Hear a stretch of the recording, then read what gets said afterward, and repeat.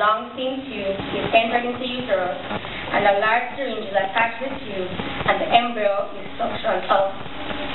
I am sure if you were given the 1 in a million chance at something, you would not knowingly give it up. Therefore, my fellow opponents, why should anyone give up a 1 in a million opportunity to bring life into this world, considering life is precious, life is priceless? At 6 weeks, the embryo is approximately a ½ inch long with 2 eyes and detectable fingerprints. At this point, it is referred to as the zygote and is considered to be a developing human being.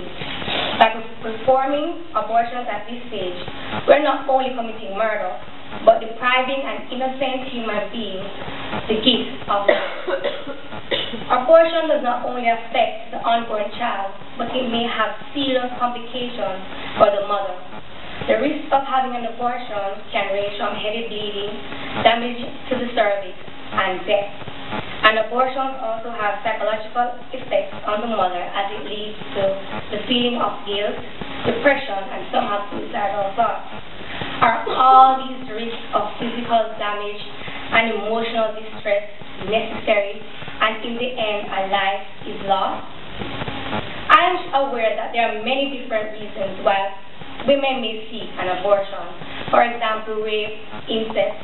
But for most cases, an alternative option is available. The code applies to about half the cases of abortion that you have, in which the woman is basically forced into it by something like rape, or she might be suffering from an injury or something like that.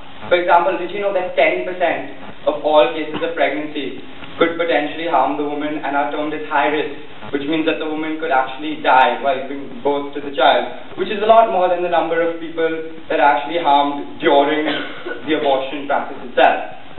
Then, did you know that 3% of all children of all pregnancies the children are actually considered to have genetic defects or something like that, which could actually harm the child and scar its life or lead to the child's death after their own mother has been in pregnancy for 9 months.